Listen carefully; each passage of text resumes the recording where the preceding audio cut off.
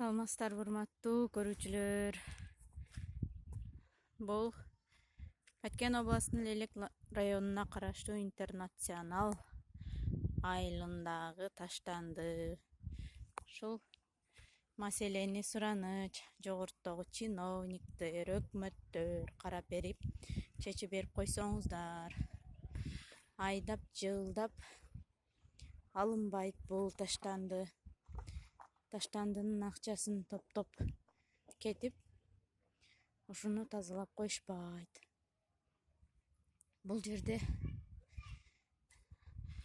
айланасында мектептер, бала бакчалар, мына ал жакта ойноо аянтчасы, спорт аянтчалары, бала бакча, мектеп жайгашкан. Бул таштандынын зыяндуулугу айыл жашоочуларына да тийгизиши мүмкүн. Өлгөн малдардын, иттердин